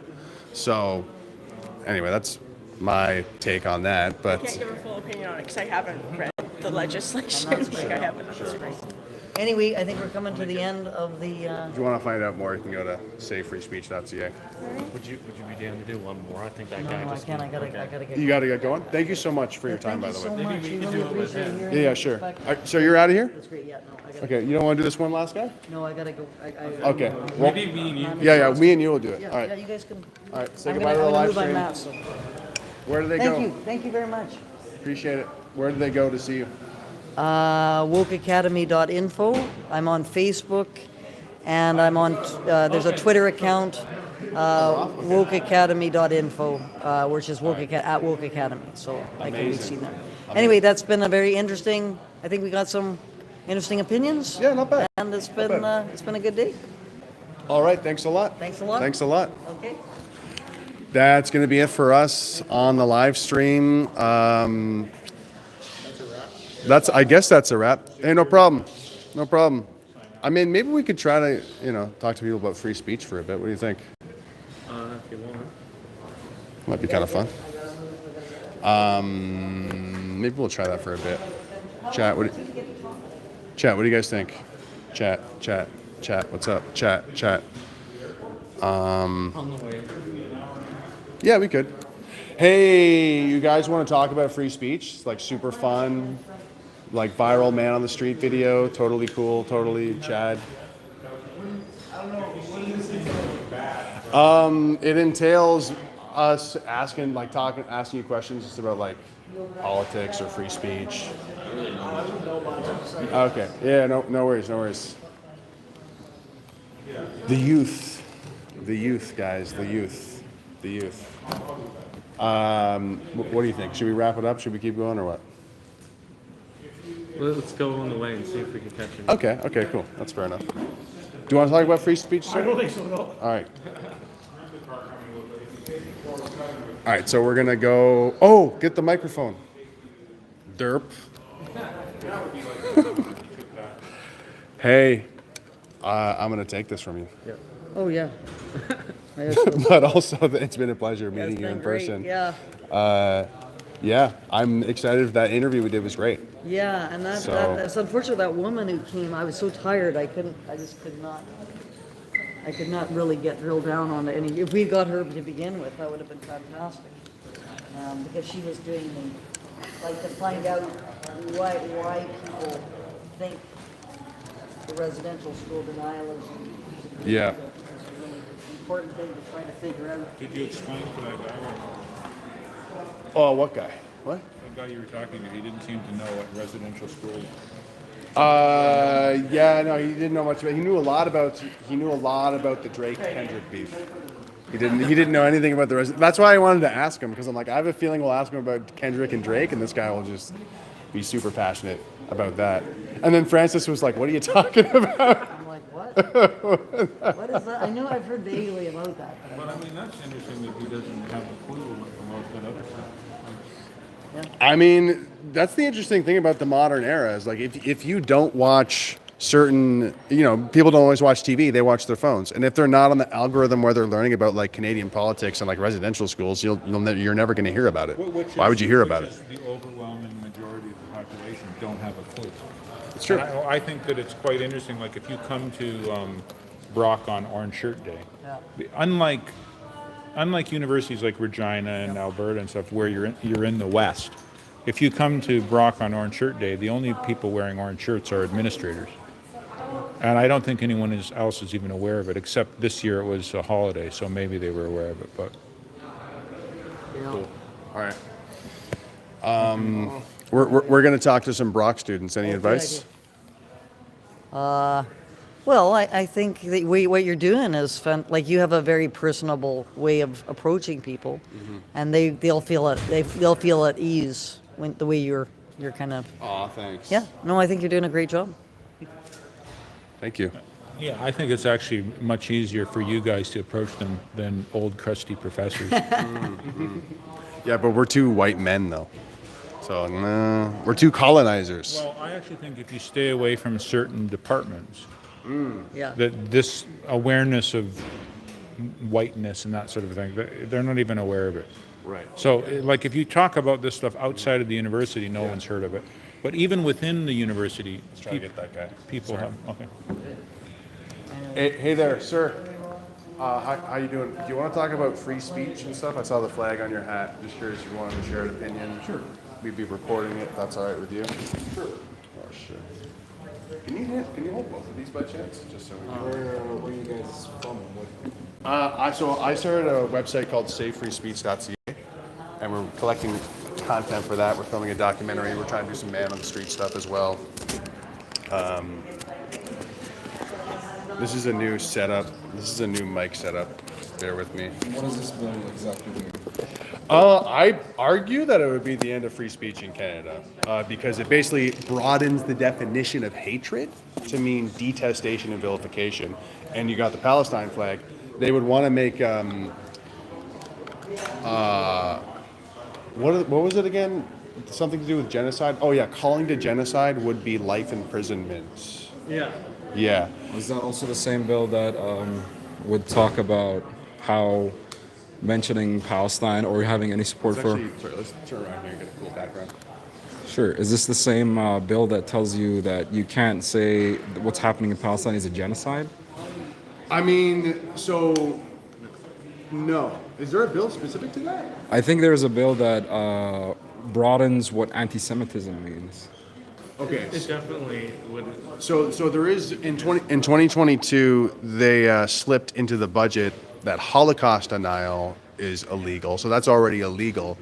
In terms of specific anti-Semitism, not that I'm aware of, there might be like bills that have been tabled, but Bill C-63 has been read in House of Commons twice. And, you know, there's different factions. I watched CIJA talk about it, which is the Canadian Institution for Jewish Affairs, I think. And they were kind of thinking, hey, we could crack down on anti-Semitism with this bill if it passes. They want it to pass. So there's definitely a lot of implications because there's also there's like Muslim groups who are like, oh, maybe we could use this bill to crack down on people who are Islamophobic as well. So it's kind of going, like, people are kind of looking at this bill in both directions, saying, oh, we could use this against our political enemies in a way. Okay. So it's kind of a mess. And how does this bill exactly affect, is this like online spaces only? Because I heard that Bill C-63, right, was mainly online This guy knows. focused, right? This guy knows. So that you bring up a great question. It's branded as the Online Harms Act. So it implies that it would just affect online, but no, it's like all speech in general. It would redefine the definition of hatred in the criminal code. I know this is a lot I'm throwing at you, but right now, they would redefine hatred to mean detestation and vilification. So that would be illegal. You could go to jail for up to 5 years. That's saying it online or saying it in public. And you could also sue anyone else for general hate speech. Oh, there's a whole bunch of other things, yeah. General hate speech. Yeah, there's a whole bunch of other things. Like in a human rights court, you could sue somebody else for hate speech. For hate speech, eh? I mean, I feel like that's fine. Like if someone is clearly like doing hate speech at you, like it's pretty rare that happens nowadays anyways, but if you got a whole mob of, let's just say, people who don't agree with our immigration system right now, right? If they go out and saying these bad things about the immigrants that are coming in here, then yeah, I think that they should be prosecuted, right? Because they're just not really being helpful; they're just being harmful. If they actually have like a case to support their like hatred, I guess, I don't know. I don't think that's a very good way to put it, but I don't know, hate speech is just bad in general. I don't think you should go out there and throw out hateful rhetoric and expect to not be prosecuted. I think that's fine, honestly. Okay. What are you guys trying to make? Like, what's So- what are you guys trying to make? So like what if there's Israel Zionist Right. who says that I think, actually, the leader of the Conservative Party of Canada said Iran is a genocidal regime and it would be a gift to the world if Israel bombed Iran. This is what the leader of the Conservative Party said. So, I think that he should definitely be prosecuted, especially if he doesn't have any evidence to back up his claims, right? Like if he's saying Iran should be, is a genocidal state and Israel should bomb it. That's a wild accusation to make, and it's just a wild statement to make in general. Like, I don't know. It's just clear, like what's happening right now in the world. Like, if the people who are perpetuating the violence is clearly one person, right? This is Israel, and everyone who's supporting Israel. Simple as, like, if this conservative guy you're talking about, is making these claims, yeah, I think he should be prosecuted. yeah, he's the leader of the Conservative Party of Canada, yeah. What's up? Would you think it's hate speech to say that something like October 7th, Hamas's response to Israel's genocide and occupation of Gaza, do you think saying that that attack was justified, that should be hate speech? If someone is saying that the October 7th attack is justified, should we consider that hate speech? I don't think so. It's rooted in, like, it's a resistance. Hamas is a resistance. Like, I'm Palestinian myself, and it's been, over 76 now years of an open-air prison. A lot of people like to put it that way. And it is that. It's bordering on, concentration camps at this point. Sure. Almost worse. Right. So, but just to play devil's advocate, I would say, if I was a Zionist, I would say, but thousands of Jews died that day, people were raped, there was hostages, so like you're justifying that, so should you not be persecuted for having that opinion, considering there's death? Well, considering that my opinion is based on mostly fact, I'd say yes, I would sympathize with the thousands of innocents that have died, but making accusations like this rape here or babies dying there, these are just baseless accusations. None of these are based in fact. You could just go back to October 7th and see that yourself. But no, I don't think that constitutes hate speech because, just like I said, it's a justified resistance. Hamas is a justified resistance to what's happening in Israel. Right, but back to the Iran example, Zionists are saying that bombing Iran is justified for whatever reasons they might have because of, whatever, anti-Semitism, blah, blah, blah. So I guess like we're kind of at an impasse here because it's like who would decide who gets arrested for, you know what I mean? It's really, there should be really like a, I don't know if you would call it that, but there should be like a governmental section based off doing fact checking, we're checking their sources. Like there's a lot of media outlets here that are just. Yeah, but for sake of argument, what if they do create a board of fact checkers in Canada and they're all Zionists? Well, you know what I'm saying? Like just hypothetically. Right. I understand where you're coming with. I mean, yeah, at that point it's gone to shit pretty much. Eh? Like there's not much else to do. Like I just think there's a lot of misinformation going around, and if there's nobody to keep it in check, and if those who keep it in check are also part of the misinformation. Sure. Right. It's just kind of. But what if because your kind of initial claim was, hey, we should be prosecuting people for hate speech, and we kind of determined, it's subjective. So what if we just kind of threw out that idea and thought, like, you know what, maybe we should be allowed to kind of openly hate each other, just to see, like, to debate it out and see what's actually true between, Zionists versus, Hamas supporters type thing. I mean, when it comes to like just hate in general, is there really a debate that's happening? Like you see all of these protesters and anti-protesters, right? They always just clash. There's no real. This is basically it. There's nobody willing. Well, at least on the counter-protester side, from what I've seen, there's not a lot wanted to talk. They just want to disrupt. Let's take for example the protesters. For Palestine, right? In the U.S., we've seen many cases where the anti-protesters just disrupt with their horns, with their breaking the barricades, stuff like that during the university protests. So maybe focus on the group that's disrupting? I would do the both sides thing too, though, because like you'll be able to find assholes on both sides of this equation. I think. Okay. I'm not calling you an asshole. I'm just Well, saying. yeah, You know I what I'm understand saying? You know what what you're I'm saying? saying. Okay. I mean, I want to turn you into a free speech advocate. Is that's my goal. I'm not saying I'm not a free speech advocate or against it. I just don't like hate speech. That's all. But you can't have free speech without hate speech, man. I started this project, SaveFreeSpeech.ca, to warn people about Bill C-63, and fighting for free speech doesn't happen with like, hey, we all like kittens, right? Or like, hey, we all like pizza. Like, you know, it's easy. It like the fight for free speech exists on what's your opinion on Israel-Palestine? You know, what's your opinion on, you know, whatever it is, like transgender, LGBT? What's your opinion on, you know, residential school denialism stuff? Like that's where the fight for free speech happens, on the fringes. Because if you didn't know, did you know this? Or maybe I'll do the Spectrum Street way. So you agree or disagree with the statement I'm about to ask? Do you think, you know the whole residential school stuff? Absolutely. So do you think residential school denialism should be a crime? I see where you're going here. Yeah. Okay. It's a head scratcher. No, I think it should be a crime because it's, like I said, it's based off fact. But again, you say, okay, who determines the fact? Well, at least when it comes to residential schools, those have been recorded, and you know, pretty much we know a lot about them. Maybe we don't know enough. So yeah, I think I'd categorize that, yes, as a crime, because there's no good coming from denying it. Like, I don't know what kind of source you might be bringing to deny residential schools, but I mean, this country was built on the same way as the U.S. was built on, like, you know, colonialism, taking over native lands and such, and having to integrate native people through these residential schools. Yeah. I mean, that's all kind of there. I don't see how you could deny something like that.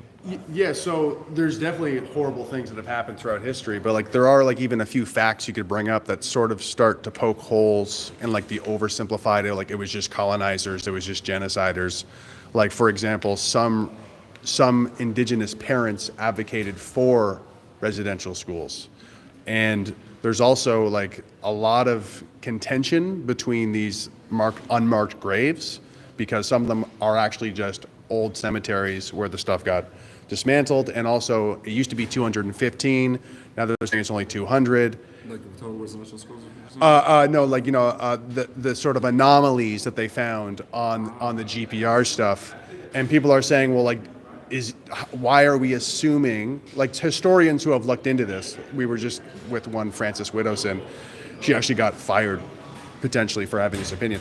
But she was basically saying, like, why are we assuming that every anomaly is a dead kid when this is where an apple orchard was, and there's, like, you know, history of them doing things to the land here? It could be anomalies based on that old stuff that's underground. Because let's be clear here, like the GPR stuff is like ground penetrating radar, where it's like a bunch of like beep beep beep beep, like finding things on the ground, and they're like, oh, these anomalies, it must be a bunch of dead kids.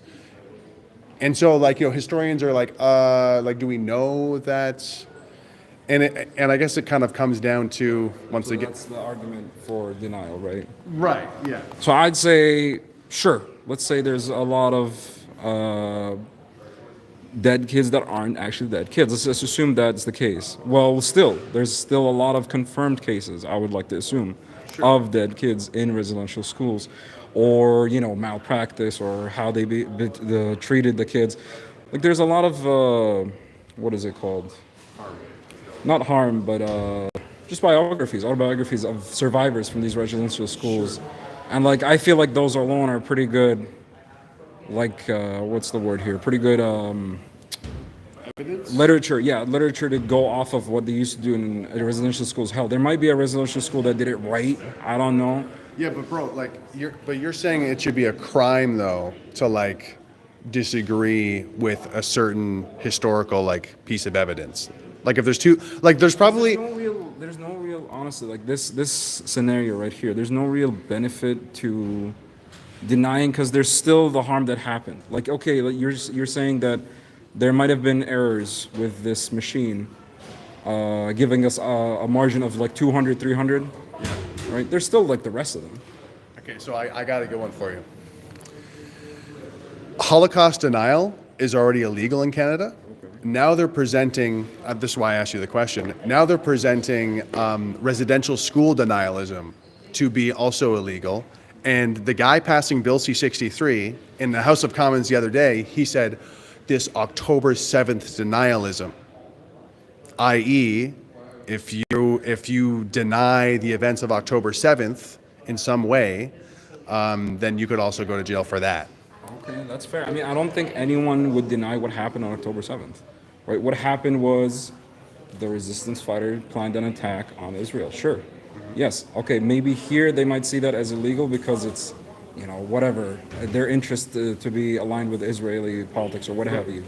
But if you, like, what if part of, because these kind of terms, denialism, are quite open to interpretation. Like, if you were to kind of break down what Holocaust denialism is, it's not like one clear thing. It's like a variety of different things. Same thing with residential school denialism. Like, what specifically is it? What piece of evidence did you question or disagree with?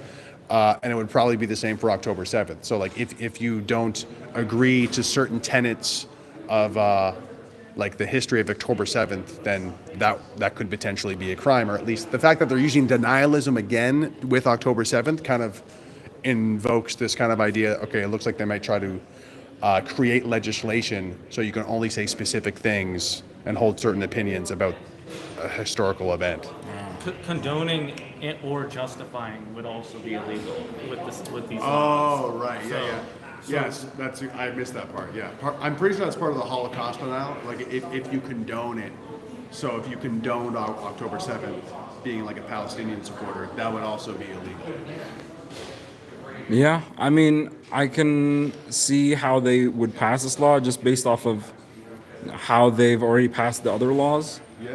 But then again, it's just this law in specific, the one with October 7th. It's just their perspective on it is just objectively wrong. Right? If they were to do that. You'd be going to jail, though. Well, I guess I'm going to jail. I mean, I don't know what to tell you. I don't know what to tell you. Like, it's not a good bill to pass, but again, I can understand why they would, put people in jail for Holocaust denial or residential school denial. I wouldn't understand it for that one. Right? Are you saying Bill C-36 would apply to all of this, or are these different bills? These are different bills, but Bill C-63 is like a huge basket of different things you it's could just use. Hatred, you go to jail kind of thing. Yeah. It's a very broad definition of hatred, and you can also they could target someone and say, if I think that you're gonna say something hateful in the future, so you should go on house arrest. Interesting. So even if you didn't do anything illegal, So just I based could off look of at your suspicion, social media you- posts. I could see your like Che Guevara posts and be like, I think this guy's gonna support, Be trouble, eh? be in trouble. Yeah. Oof. Yeah, I mean that's pretty dangerous as a bill in itself. What are their motivations for having this bill? Do you have an idea? Power. Power. That's my guess. Power. There's got to be more to it. Like there's got to be some sort of protections they're doing here against or for someone, right? It can't be just for power. Well, I mean, let's play it out. Like you're a Palestine supporter, I'm guessing. You got the thing on. Let's say they do pass an October 7th denialism law, and essentially they outlaw any sort of sympathy towards Hamas. Right. Would you? Why do you think they would be doing that? Why do you think they would be passing a law? Do you think it's because it's well intended? No. Why do you think they would be doing Well, it? definitely not. They're just trying to protect their what is it here? Their interests, right? Because they're allied. They're very allied with the U.S. and Israel, right? So Sure. it is. Yeah, I guess you could say it is for power, pretty much. They just want to silence anyone who's raising their voice for the right thing. Yeah. So with that in mind, this whole sentiment of like we need to stop hate speech. Do you still think it's all well intended? Maybe not so much in this case, right? In the case of Palestine, Israel, just because obviously I'm biased. I see it as the right thing to do when you raise your voice for Palestine. Sure. And so I if see the it. tables were turned, you would probably agree with it. If I was like a sport of Israel?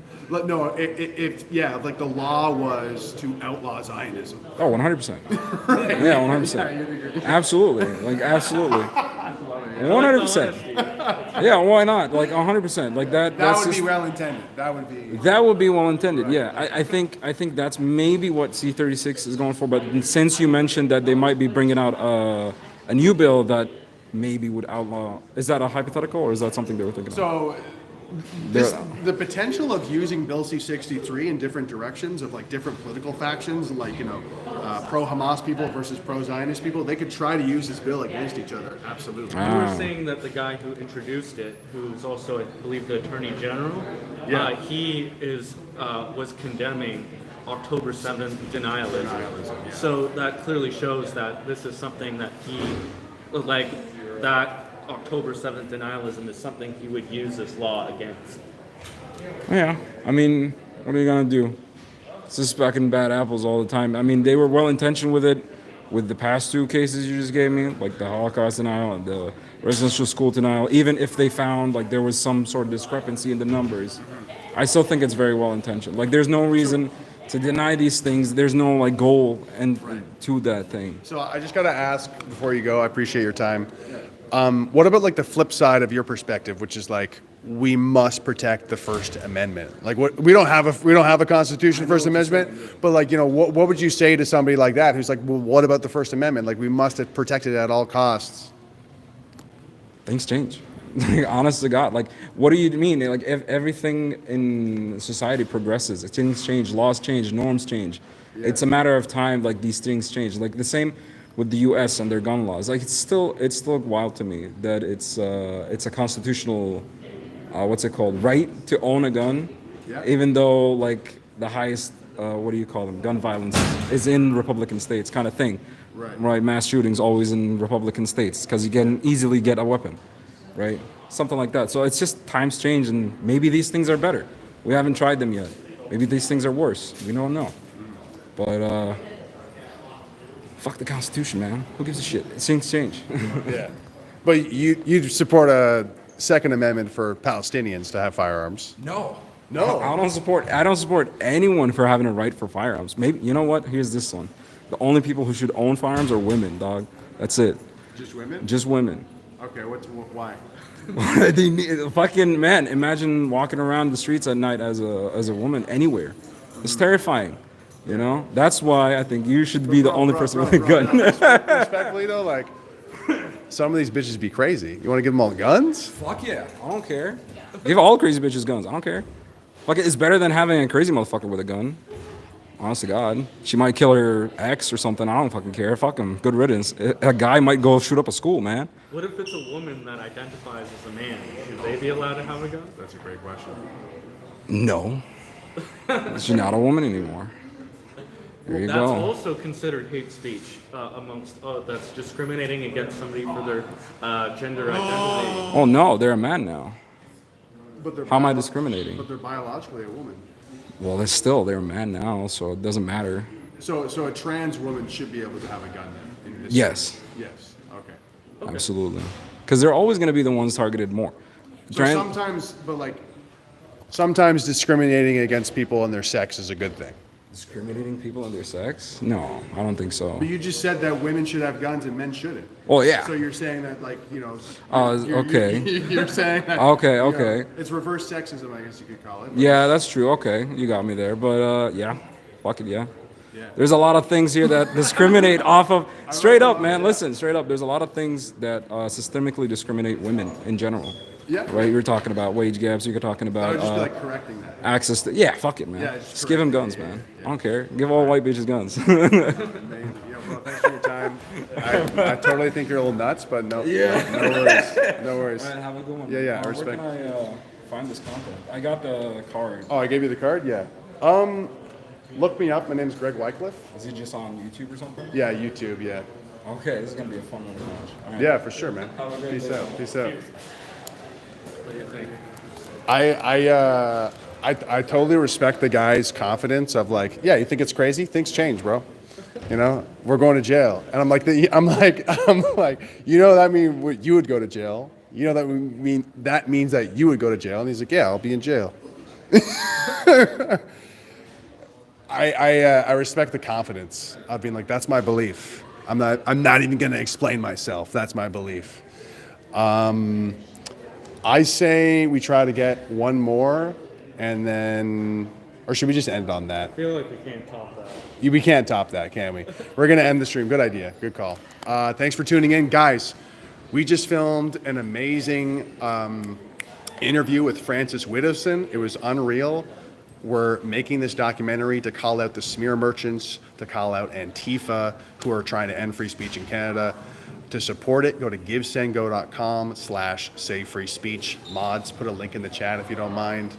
But yeah, and if you want to learn more about the project or about what we're doing, you can go to savefreespeech.ca and click on the donate link. But if you want to support me or my work in general, go to givesendgo.com/savefreespeech. Donate to the documentary. It's going to be a big one. It's going to be an awesome one. Thanks for tuning in. And yeah, we will talk to you soon. We'll talk to you soon. Let's walk out towards the statue while we end it. Oh, I should have gone in the same one.